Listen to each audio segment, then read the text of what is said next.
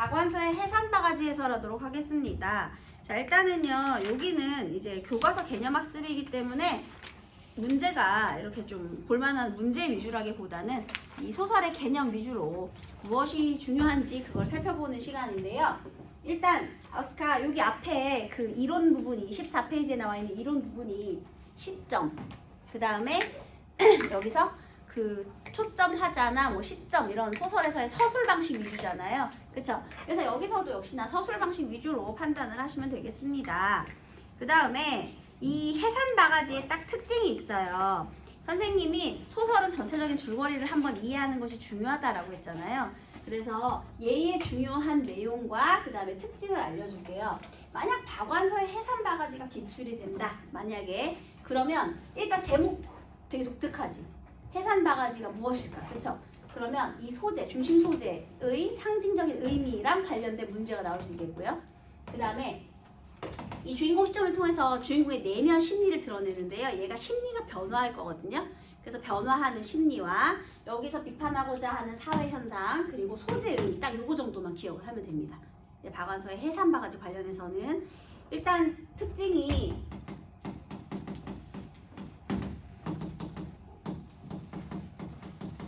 액자식 구성, 그 다음에 과거 회상적 구성, 역순행적이라는 뜻이죠. 네, 이런 식으로 되어 있는데요. 이제 처음 시작할 때는요, 친구의 며느리가 애를 낳았대요. 그래서 병원에 갔어요. 그런데 80년대라고 했잖아요. 얘가 첫째 친구의 며느리, 첫째는 딸이었는데 둘째도 딸을 낳았대요. 근데 이 친구의 반응 어땠을 것 같아?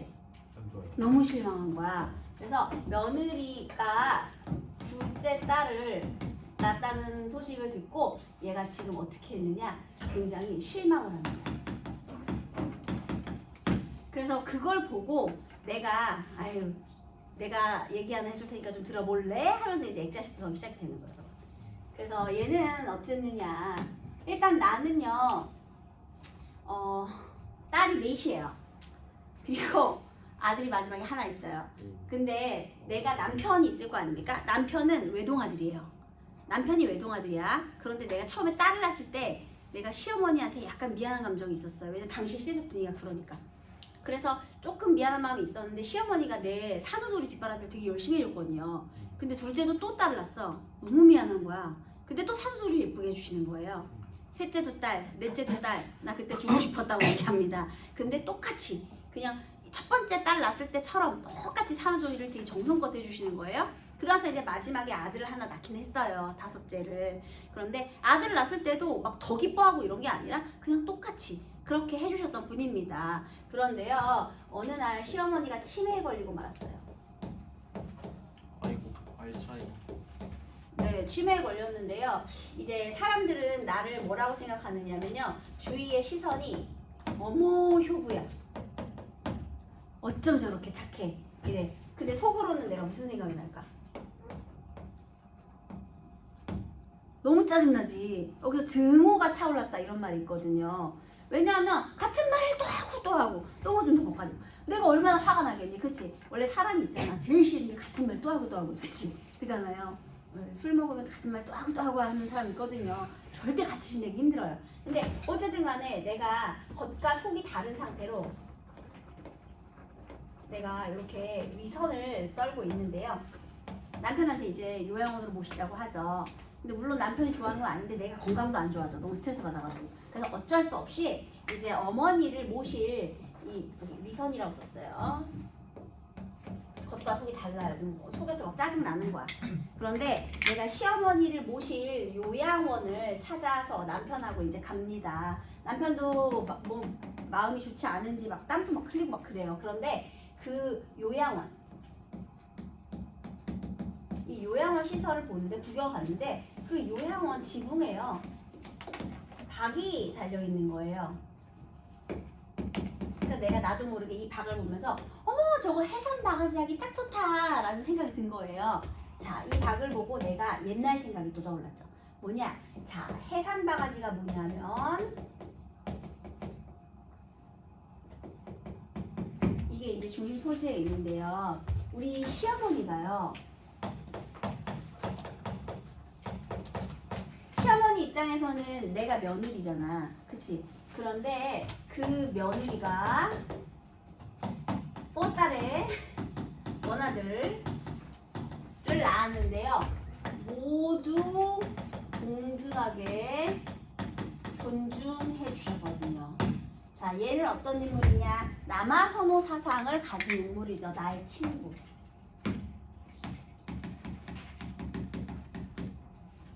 그런데 우리 어머님께서는요. 며느리가 솔직히 4명이나 딸을 연달아 낳았으면 옛날 같으면 완전 구박땡이거든요. 그런데 얘는 이 할머니는 모두를 동등하게 생명 모두를 존중해 주시는 사상을 가지신 분이거든요. 그래서 이 해산바가지는 뭐냐면 해산이 그 출산이 여러분 몸을 푸는 거잖아. 풀어서 낳는 거잖아. 그래서 애가 낳고 나면 우리 제일 먼저 뭐 먹죠? 산모가? 미역국 먹죠. 그런데 항상 이제 금기가 타지 않도록 예쁜 그릇에다가 깨끗하게 담아서 먹으면 산모한테도 좋고 태아한테도 좋대요. 그래서 아주 제일 예쁜 박을 잘라가지고요. 그 박에 미역도 불려서 씻고 쌀도 씻고 해가지고 그렇게 해서 밥을 먹는 게 그때 쓰는 용도가 해산바가지예요. 그러니까 산후조리용품인 거죠. 이렇게 하면 이제 산모도 건강해지고 애도 건강하고 그런 풍습이 있답니다. 그러니까 이 해산바가지를 보면서 우리 어머니는 이렇게 생명을 존중하면서 내가 딸 넷 낳고 아들 하나 낳았을 때도 모두를 다 존중했던 사람이 이렇게 아름다운 내면을 가진 사람인데 나는 지금 시어머니가 늙고 힘들고 지금 이제 좀 이렇게 좀 나를 이렇게 치매 걸린 모습을 보여준다고 내가 이렇게 요양원에다가 갖다 맡기려 하네라는 걸 반성하게 돼요. 그래서 맡기지 않고 그래서 이 해산바가지를 통해서 우리 시어머니의 생명 존중 사상을 다시 한번 깨달았죠. 그래서 그런 다음에 다시 모시기로 해요. 그래서 모시기로 했을 때는 처음에는 막 위선적 따랐잖아요. 근데 이제는 짜증 나면 짜증 나는 대로 굉장히 솔직하게. 그래서 마음은 좀 가벼워졌다. 어머니 하지 마세요도 하고 이제 좀 짜증 나면 안 돼요도 하고 뭐 이렇게 솔직하게 하기로 했다. 그래서요 여기 나가요. 내가 얘한테 이 사연을 소개해 주는 거잖아. 이게 액자거든요, 여러분.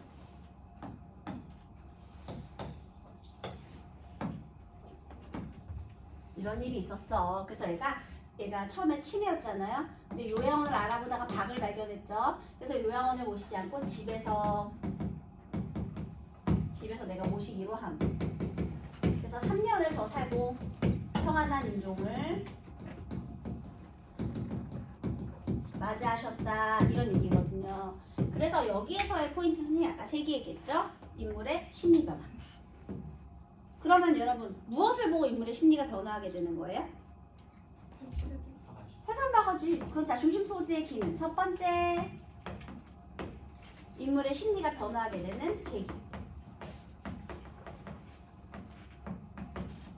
심리 변화의 계기라고 썼어요. 심리 변화 계기. 그 다음에 두 번째 이거는 시어머니의 무엇을 상징하는 거죠?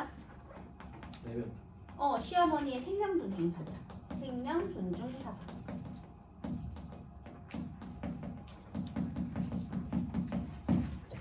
아들, 딸 구별 없이 모두를 다 동등하게 존엄하게 대해주셨던 이 시어머니를 떠올리게 하는 소재거든요. 그래서 시어머니의 생명 존중 사상을 떠올리게 하고요. 그 다음에 해산바가지 심리 변화의 계기가 되더라가 되겠습니다. 우리 시 중에서요. 그 할머니 꽃씨를 받으시다라는 박남수 시인의 시가 있어요. 이제 거기는 이제 좀 배경은 좀 다른데요. 이제 전쟁 때 방공호예요. 그러면 방공호라는 건 습격을 피해서 숨어 있어야 하는 곳이잖아요. 근데 할머니가 자꾸만 위험하게 밖을 나가셔가지고 꽃씨를 받아오시는 거예요. 자, 할머니의 생명 존중 사상 확인할 수 있죠. 그 내용이거든요. 시가 어려운 내용 아니에요. 똑같아. 이런 생명 존중 사상. 그 다음에 우리 이것과 관련된 수필들 뭐 무지하게 많죠. 그렇죠? 그래서 우리 수필들도요. 왜 우리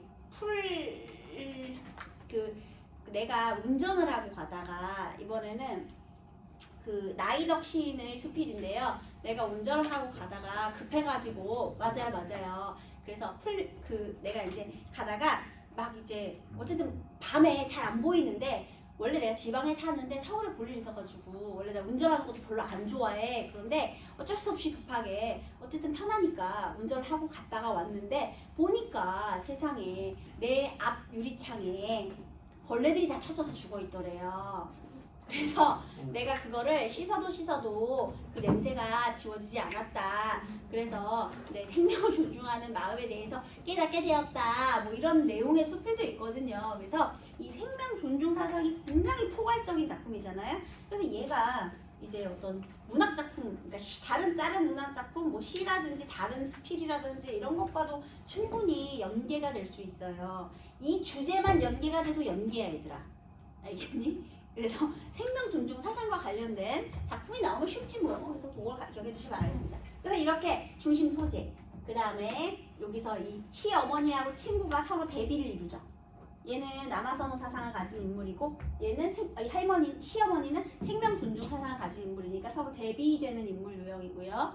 그 다음에 나는 이렇게 위선에서 이렇게 솔직한 마음으로 심리가 변화하고 나는 심리 변화하는 인물이고요. 이렇게 그죠? 그래서 이렇게 각각의 인물 유형을 잘 기억해 두시면 돼요. 1인칭 주인공 시점을 통해서 인물의 심리 변화를 잘 드러내고 있다. 그 다음에 당시에 남아선호 사상을 비판하고 있다.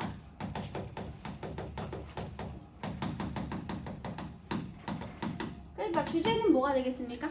남아선호 사상에 대한 비판과 인간 생명에 대한 소중함.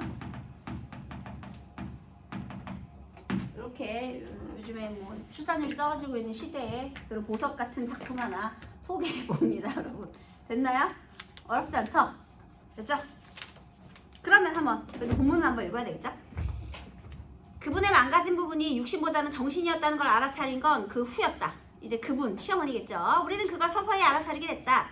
처음엔 아이들 이름을 헷갈려 부르는 정도였다. 노인들이 흔히 그러는 걸 봐온지라 대수롭지 않게 알았다. 그러나 바로 가르쳐드려도 믿질 않고 한사코 자기가 옳다고 주장하는 건 묘하게 신경에 거슬렸다. 숫째, 치지도회하기로 했다. 문제 삼지 않기로 했대요. 어쩌면 이제 너네들이 소설을 읽었는데 나가 나왔어. 그럼 무조건 동그라미 하는 거예요. 왜냐면 1인칭 주인공 시점일 테니까요. 물론 관찰자일 수도 있겠지만 한번 봐야 되겠죠. 나는 그걸 기화로 그때까지도 그분이 한사코 움켜쥐고 있던 살림 권리를 빼앗을 수 있어서 은근히 기뻤는지도 모르겠다. 그러니까 그분의 노망을 근심하는 소리는 집 안에서보다 집 밖에서 먼저 났다. 나는 좀 짜증은 나기는 했는데요. 그래도 막 노망을 걱정할 정도까지는 아니었어. 처음에는 그냥 애들 이름 헷갈리는 정도였으니까. 그런데 오래간만에 고모님을 뵈러 온 당신 조카한테 당신 누구요? 얘들아, 여기서 당신 무슨 표현이죠? 3인칭 제귀칭이죠, 여러분. 그걸 높여서 부르는 말. 그러니까 이 당신이 시어머니죠. 시어머님의 조카한테 당신 누구요? 하며 낯선 얼굴을 해서 조카를 당황하게 하더니 어찌어찌 해서 그가 조카라는 걸 알아보고 나서 아이가 몇이냐고 물었다. 아들이 둘이라고 하자 어이구 대견해라. 일찍언니 농사 잘 지었구나 라고 정상적인 대답을 했다. 그러나 곧 똑같은 질문을 하고 똑같은 덕담을 했다. 똑같은 질문을 한없이 되풀이했다. 이게 문제지. 그러니까 시어머니가 노망났다라는 소문을 왜 난 거예요? 맞아요. 똑같은 걸 계속하니까. 그래서 이게 문제였던 거야. 그는 내가 애서 차려준 점심을 뜨는 둥 마는 둥 진저리를 치며 다 알아버렸다. 그렇게 해서 그분이 노망났다는 소문은 그분의 친정 쪽으로부터 먼저 퍼졌다. 그러니까 집 안이 아니라 집 밖에서부터 노망났다는 소문이 퍼지는 내용이 되겠네요. 여러분, 여기 A의 서술상의 특징은요. 지금 어떻게 설명하는 거예요? 나가 설명을 해주는 거죠. 그쵸? 그래서 서술자의 목소리로 사건을 전달해주고 있는 건데요. 네. 일단 1번에 A에서 이야기 속의 인물이 직접 경험하지 않은 사건. 얘가 경험한 사건이에요. 그러니까 안 되죠. 이야기 밖의 서술자 당연히 아니죠. 1인칭이니까요. 그 다음에 주관을 노출하지 않고 얘도 틀렸고 희화화 얘도 틀렸고요. 할머니의 노망을 희화화하는 건 아닙니다. 여러분, 아픈 사람인데. 그러면 안 돼요. 그래서 무조건 5번이죠. 네, 그 다음에요. 집에서도 같은 말의 되풀이가 점점 심해졌다. 대신 그분의 주된 관심사에서 제외된 어휘는 급속도로 잊혀지는 것 같았다. 쌀 씻어 놓았냐, 빨래 걷었냐, 상도 덮었냐, 빗장 걸었냐 등 주로 의식주에 관한 기본적인 관심이 온종일 되풀이되는 대화 내용이었다. 하루 이틀도 아니고 허구한 날 같은 말에 같은 대꾸를 해야 한다는 것도 쉬운 일은 아니었다. 더구나 그 빈도가 하루하루 잦아지고 있었다. 쌀 씻어 놓았냐? 네. 쌀 씻어 놓아라. 저녁 다 됐다. 네. 씻어 놓았다니까요. 쌀 씻어 놓았냐? 씻어 놓았대도요. 쌀 씻어 놓았냐? 안 씻어 놓으면 밥 못할까봐 그러세요. 진짜 안 굶길 테니 제발 조용히 좀 계세요. 이렇게 짜증이 나게 마련이었다. 여기서요. 같은 말을 반복하는 모습을 보여주면서 대응도 달라지고 있죠, 여러분. 그러면 이 달라지는 대응을 통해서 뭘 드러내요? 주인공의 짜증나는 심리 상태를 표현하게 되는 거예요. 그렇다고 그 줄기찬 바보 같은 질문이 조금이라도 뜸해지거나 위축되는 것도 아니었다. 여러분 혹시 박완서 소설의 문체 기억하시나요? 여성 작가 특유의 섬세한 문체 이거 맨날 나오잖아 얘들아.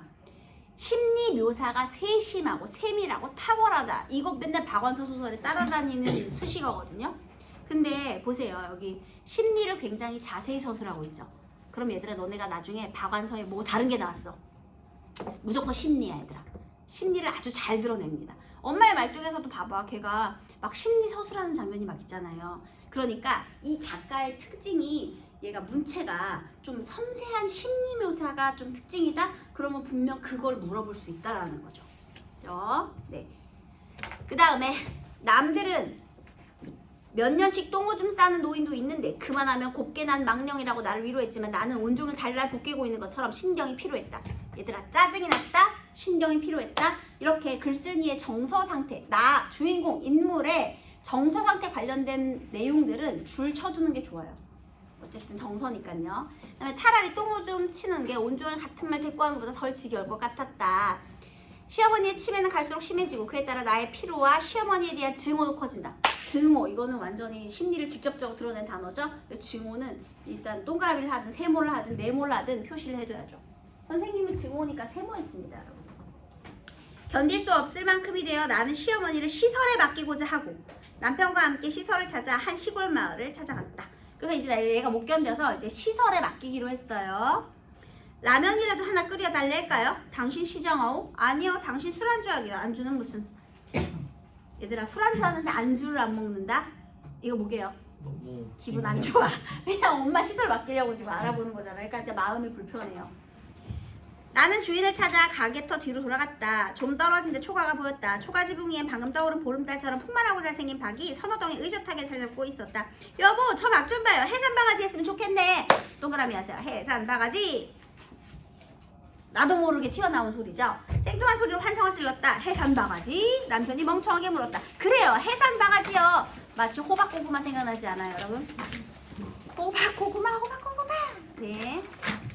해산 바가지가 떠올랐대요. 여러분 여기 비 이것도 뭐예요? 대화를 사용한 서술상의 특징이 드러난 부분이죠, 그쵸? 좋아요. 실로 오래간만에 기쁨과 평화와 삶에 대한 믿음이 샘물처럼 기어오는 걸 느꼈다. 내가 첫애를 뵀을 때 시어머님은 해산달을 짚어 모섰달이구나. 좋을 때다. 해가 길어지면서 기저귀가 잘 마를 테니 하시더니 그해 가을 일부러 사람을 시켜 시골에 가서 해산 바가지를 구해 오게 했다. 그냥 있는 거 막 뜯어 쓴 게 아니에요. 예쁘고 좋은 놈으로 정성껏 고르고 고른 바가지입니다. 잘생기고 여물게 굳고 정한 내서 자란 햇 바가지여야 하네. 첫 손자 국밥 지을 미역을 빨고 쌀 씻을 소중한 바가지니까. 얘들아 여기서 손자라고 했을 때 아들을 바라고 있다 이러면 안 되는 거야. 또 여기서 선생님 손자니까 혹시 시어머니는 아들을 바란 것이 아닌가요? 이러면 안 되는 거예요. 그냥 손자가 손주라고 생각하시면 돼요. 또 그 뒤에 보면 이러면서 후한 값까지 미리 쳐주는 것이었다. 그럴 때 그분은 너무 경건해 보여. 나도 덩달아 아기를 가졌다는데 경건한 기쁨을 느꼈었다. 이윽고 정말 잘 굳고 잘생기고 정갈한 두 짝의 바가지가 당도있고 시어머니는 그걸 신령한 물건인 양 선반 위에 고이 모셔놓았다. 여러분 여기에 인물의 행동이 드러나고 있죠. 그죠? 그러면 이 부분 만약에 서술상의 부분에서 만약에 요런 데에 이렇게 표시가 되어 있으면 행동을 통해서 그 인물의 태도를 드러낸다라고 볼 수 있겠죠? 손수 장에나가 보얀 젖빗사발도 한 쌍을 사다가 선반에 얹어주었다. 그건 해산 사발이라고 했다. 해산 바가지든 해산 사발이든 모두 생명을 존중하는 마음이죠. 나는 내가 낳은 첫아이가 딸이라는 걸 알자 속으로 약간 캥겼다. 캥긴 거 뭔지 알죠? 속에 마음속에 걸리는 거예요. 왜? 당시 80년대 남아선호 사상 분위기가 있었으니까요. 여기 사회적 관습이 문제인 거지. 관습이.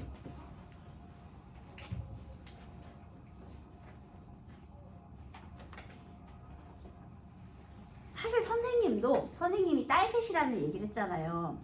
근데 선생님 어렸을 때 맨날 들은 얘기가 있어요. 어디 시골에 가면 어르신들이 아이고 네가 아들이었으면 좋았을걸. 그 얘기를 선생님 볼 때마다. 우리 집에 이제 딸 셋이고 선생님 막내거든요. 근데 우리 엄마는 아무 말도 안 하는데 꼭 그 주변 어른들이 선생님만 보면 에이그 아들로 뭐 하나 달고 태어났으면 좋았을걸. 그 얘기를 엄청 많이 하셨거든요. 선생님도 그런 얘기를 아주 많이 들었어요. 네, 그래서 그런 남아선호 사상이 뭐 아직도 완전히 없다라고는 할 수 없지만 좀 나이 드신 분들한테는 굉장히 중요한 문제죠. 외아들을 둔 시어머니가 흔히 그렇듯이 그분도 아들을 기다렸음직하고 더구나 그분의 남다른 엄숙한 해산 준비는 대를 이룰 손자를 위해서나 어울림직했기 때문이다. 너무나 엄숙하게 하셨기 때문에 혹시 아들이라고 생각하신 거 아니야? 라고 내가 오해를 할 수 있죠. 그러나 태어난 나를 맞아들이는 그분께서 섭섭한 티 따위는 조금도 찾아볼 수 없었다. 여기 줄지세요. 섭섭한 티가 하나도 없었대요. 그 잘생긴 해산 바가지로 미역을 빨고 쌀 씻어 2개의 해산 사발에 밥따로 국따로 퍼다가 내 머리맡에 놓더니 정성껏 산모의 건강과 아기의 명과 복을 비는 것이었다. 원래 있잖아, 귀찮으면 사발에 밥 얹고 그 다음에 국도 퍼가지고 한 번에 주지. 설거지하기 싫으니까 얘들아. 몰라요? 밥 따로 국 따로 준다는 거 굉장히 대우해 주는 거예요, 여러분. 밥 따로 국 따로 줬대잖아. 그지? 한 번에 말아주는 게 아니고. 대밥으로 줄 때도 있고 그냥. 그러니까 그거 얼마나 귀찮은데 밥 따로 국 따로 하려면. 근데 이렇게 되게 정성껏 주시는 거죠. 네, 그 다음에 그런 그분의 모습이 어찌나 진지하고 아름답던지 비로소 내가 엄마가 됐으면 황홀한 기쁨을 느낄 수가 있었고 내 아기가 장차 무엇이 될지는 몰라도 착하게 자라리라는 것 하나만은 믿어도 될 것 같은 확신이 생겼다. 감동했다는 거죠. 때문에 인주를 걸고 부정을 기하는 37일 동안이 끝나자 37은 21일인데요. 37일의 기원 아시죠, 여러분?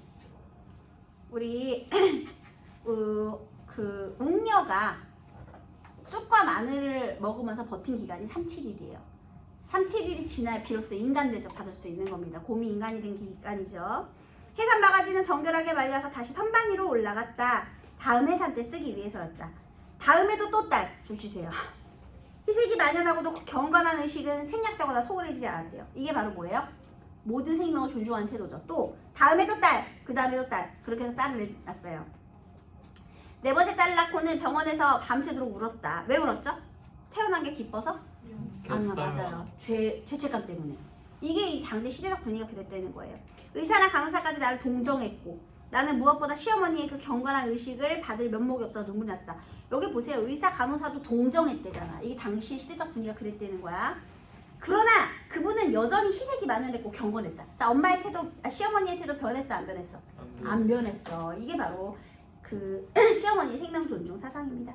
다음에 아들을 낳았을 때도 더도 아니고 덜도 아닌 똑같은 영접을 받았을 뿐이었다. 이거 아들이라고 차별했어요? 아니요. 모든 생명을 동등하게 대하고 있어요. 그분은 어디서 배운 바 없이 또 스스로 노력한 바 없이도 저절로 인간의 생명을 어떻게 대접해야 하는지를 알고 있는 분이었다. 바로 이거죠. 인간의 생명. 동그라미 하세요. 그분이 아직 살아있지 않은가. 그분의 여생도 거기 합당한 대우를 받아 마땅했다. 나는 하마터면 큰일을 저지를 뻔했다. 그분의 망가진 정신, 노출한 육체만 보았지 한때 얼마나 아름다운 정신이 깃들었었나를 잊고 있었던 것이다. 자, 여러분, 여기에 나타나는 나의 태도 반성이죠. 반성. 그죠? 반성하고 있네요. 잘못을 깨달았어. 그래서 내 잘못을 깨닫게 하는 매개체라고 해도 좋아요. 해산 바가지는요. 비록 빈 그릇이 되었다 해도 사이비 기도원 같은 데 맡겨서 있지도 않은 마귀를 내쫓게 하는 수모와 학대를 당하게 할 수는 없는 일이었다. 자, 그러면 내가 여기에 맡기려는 요양원도 사실 무늬만 요양원이지 사이비 그 기도원 같은 곳이라고 지금 인정을 하는 거죠. 그죠, 여러분? 제대로 된 요양시설도 아니라는 거예요. 그래서 나는 남편이 막걸리병을 다 비우기도 전에 길을 재촉해오던 길을 되돌아섰다. 길을 재촉해오던 길을 되돌아섰다. 암자 쪽을 등진 남편은 더 이상 땀을 흘리지 않았다. 얘들아, 이건 또 무슨 심리겠니? 불안한 게 없어. 맞아요. 안도감인 거죠. 그러니까 이런 표현을 통해서 이제 안도감. 시어머니는 그 후에도 3년을 더 살고 돌아가셨지만 그동안 힘이 덜 들었다는 얘기는 아니다. 그분의 망령은 여전히 해괴하고 새록새록해서 감당하기 힘들었지만 나는 효부인 척 미선을 떨지 않음으로써 조금은 숨은 구멍을 만들 수가 있었다. 자, 그래서 태도가 위선적인 태도에서 이렇게 솔직한 태도로. 너무 속상할 때는 아이들이나 이웃사람의 눈치 볼 것 없이 큰 소리로 분풀이도 했고 목욕시키거나 옷 갈아입힐 때는 아프지 않을 만큼 거칠게 다루기도 했다. 너무했다 뉘우쳐지면 즉각 애정 표시에도 인색하지 않았다. 그래서 이렇게 솔직하게 대할 수 있는 계기가 되었다라는 거죠. 그래서 이런 내용이 되겠습니다. 자, 아까 1번은 정답이 5번이었고요. 그 OX 대답해보세요. 시어머니는 나가 아들이 아닌 딸을 낳았다는 사실을 더 기뻐했다? X. 그러면 아들을 낳고 더 기뻐했어? 그것도 X. 나는 시어머니가 치매에 걸렸다는 사실을 조카를 통해 알게 되었다? 아니요. 이 조카는 소문을 낸 사람이죠. 나는 치매에 걸린 시어머니의 수발을 육체적 측면보다 정신적 측면에서 더 힘들어했다. 맞죠? 왜냐면 같은 말을 계속 반복해서 하니까. 그 다음 이 작품에서 나는 치매에 걸린 시어머니로 인해 피로감과 괴로움을 느낀다. 하지만 시설을 찾아가는 길에 닭을 보고 자신의 해산을 정성껏 돌봤던 시어머니에 대한 기억을 떠올린다. 이를 통해 나는 자신의 잘못을 뉘우치고 집으로 돌아가신 날까지 돌본다. 자, 그러면 잘못을 하게 된 이유는 뭐예요? 그 옆에 밑에서 한 8번째 줄쯤에 그분의 망가진 정신, 노출한 육체만 모았지 얼마나 아름다운 정신 깃들은 나를 잊고 있었던 것이다. 그 부분 되겠습니다. 그냥 괄호해서 쭉 당기면 되겠죠?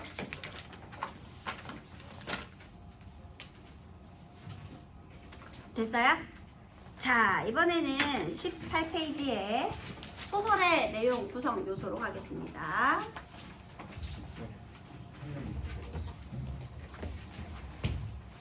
이거?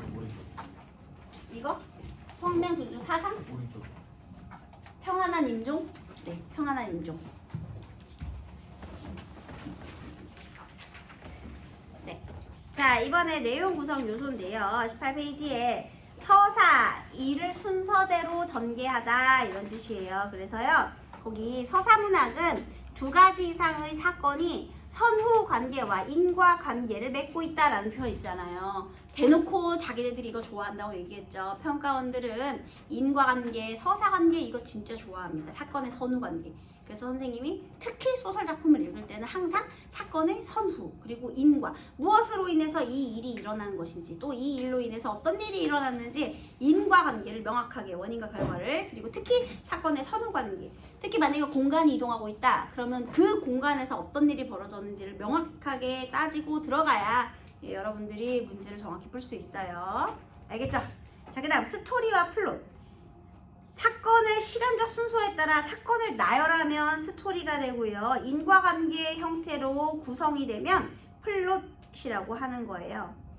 옛날에 어떤 사람이 나타나서 어떻게 살아서 뭘 해서 이렇게 했다. 그래서 줄거리를 요약적으로만 제시하면 그거는 스토리라고 하고요. 이제 그거를 이제 구성, 인물 사건 배경에 따라서 우리 소설로 발단전개 위기절정 결말로 하면 구성이 되는 거예요. 인과관계에 따라서. 그래서 많이 나오는 거 있잖아요. 왕이 죽었다. 그 다음에 이웃나라에 아니죠. 왕비가 죽었다. 이웃나라의 왕이 죽었다. 이렇게 하면 스토리지만 왕비가 죽었다. 그런데 이웃나라의 왕도 죽었다. 이렇게 하면 우리 무슨 상상을 하게 되죠? 뭐 달라요? 암살. 에이, 둘이 불륜이었나? 이런 생각 안 합니까, 여러분? 나만 하나? 미안해. 나만 안 머리가 합니까? 아프다. 그런데 왜 이웃나라의 왕이 죽었지? 슬퍼하여 죽었다. 뭐 이렇게 슬퍼하여를 넣으면, 그러니까 예를 들면 그러면 인과관계가 되잖아요. 얘네들이 뭔가 부적절한 관계였나 보다 이러면서 그렇게 하면 이제 구성이 되는 거예요. 뭔 소리인지 알겠죠? 인과관계가 성립이 되면. 자, 그래서 그런 내용이고요. 자, 이제 그 구성의 3요소가 뭐예요, 여러분? 다 아는 거잖아. 인물, 사건, 배경이죠. 그러면 얘들아, 인물, 사건, 배경. 인물에 대해서는 문제를 무엇을 물어볼 수 있을까요? 인물이 가게도 같은. 네, 인물의 심리 상태 같은 걸 많이 물어볼 수 있어요, 여러분. 얘가 무엇을 할 때 어떤 심리를 가지고 있는가. 그게 이제 캐릭터예요, 여러분. 네, 그런 내용이고요. 그 다음에 인물의 성격을 제시하는 방법을 많이 물어보죠, 여러분. 직접 제시, 간접 제시. 그래서 서술상의 특징과 인물을 연결지어서 우리 인물의 특징, 인물의 성격을 제시하는 방법을 또 많이 물어봅니다. 그 다음에 사건은 이제 선후관계나 인과관계를 많이 물어보게 되고요. 이제 배경은 어떤 역할을 하는지 배경의 기능을 많이 물어보게 되고요. 그래서 인물, 사건, 배경 중심을 판단하면서 읽으시면 되겠습니다. 됐죠, 여러분? 자, 이번에는요. 인방의 눈을 쓸며 옥조선을 엿보다 요거 들어가도록 하겠습니다. 사실 얘는요. 깔끔하게 생겼잖아. 근데 현대소설 아닌 것 같죠? 그럼 얘 무슨 소설이게요? 고전소설인데 왜 이렇게 깨끗해요? 맞아요. 야담집에 있던 것을 인방이 한문 소설로 다시 쓴 거예요. 그래서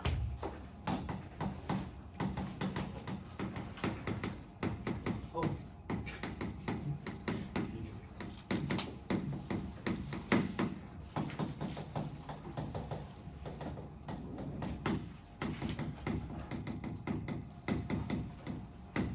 야담을 바탕으로 한 한문 소설 되겠습니다. 그래서 원래 제목은 얘들아 소설이 그 소설이 아니라요. 노벨이 아니라 이게 그 눈을 쓰는 거예요. 설이 눈이에요. 눈을 쓸며 규는 이생규장전할 때 그 규예요. 엿볼 규예요, 여러분. 그래서 옥소선이 주인공이거든요. 옥소선을 엿보다 이렇게 지금 제목풀이가 되어 있네요. 그죠? 아예 그냥 한글로 해석을 해서 눈을 쓸며 옥소선을 엿보다라고 이렇게 써줬는데 사실은 소설, 인유, 옥소선이고요. 네, 옥소선전 해도 되고 소설 이렇게도 하고요. 이런 건데요. 얘들아 우리 야담집이 있어요. 일단 21페이지에 3번 좀 잠깐 볼게요. 설화가 야담이에요, 여러분. 설화. 민간에서 떠도는 이야기죠. 설화 중에서 민담, 그게 이제 야담이에요. 눈을 쓸며 옥소설 엿보다는 조선 후기의 야담집에 수록이 되어 있다.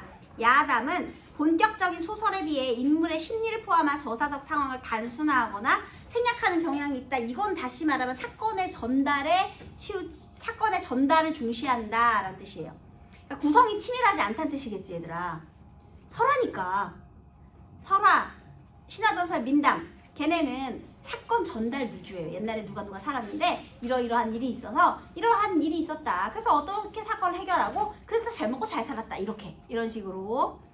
그래서 좀 구성이 단순하다는 거죠. 그리하여 야담의 편찬자들은 서사적 상황의 입체화를 도모하는 방향으로 작품을 윤색했다. 그러면 거기다가 내가 각색을 해서 좀 갈등적인 요소를 조금 더 집어넣었다. 이렇게 되는 겁니다. 선생님이 설화와 소설의 가장 큰 차이는 뭐라 그랬죠? 자아의 세계화라고 했죠. 세계 질서에 저항하는 자아의지라고 했잖아. 그게 두 글자로 뭐라고 했죠? 갈등이라고 했잖아요. 소설의 3요소가 주제, 구성, 문체고 구성의 3요소가 인물, 사건, 배경이에요. 인물, 사건, 배경을 나눠놓은 이유는 걔네가 합쳐져서 갈등을 만들어내기 때문이야. 그러니까 소설 문학의 핵심은 뭐야? 갈등이에요. 그래서 갈등을 파악하면서 읽어야 돼요. 알겠죠? 그 갈등이 중요한 겁니다.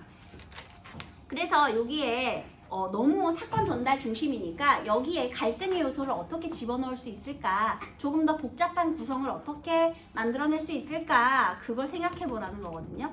그러면 여러분 우리 다시 한번 강조하지만 소설에서 갈등의 역할을 물어보는 문제를 낼 수 있겠다. 이렇게 생각해 볼 수 있겠네요. 근데 뭐 모든 소설이 다 갈등이 있으니까 뭐 갈등은 항상 중요하죠.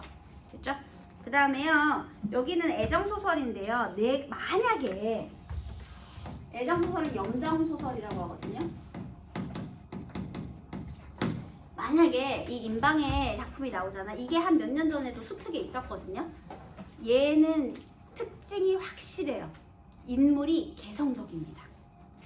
그래서 앞으로 이제 만약에 또 이 옥소선전이 나오잖아요. 그러면은 그거 고전 소설은 원래 평면적 인물, 그 다음에 전형적 인물, 이게 특징이잖아, 얘들아. 근데 여기 나오는 인물들이 굉장히 입체적이고, 그러니까 개성적인 인물이 고전 소설임에도 불구하고 개성적인 인물이 등장해요. 이게 이 소설에서 제일 중요한 거거든요. 개성적인 인물이 등장한다는 거. 그래서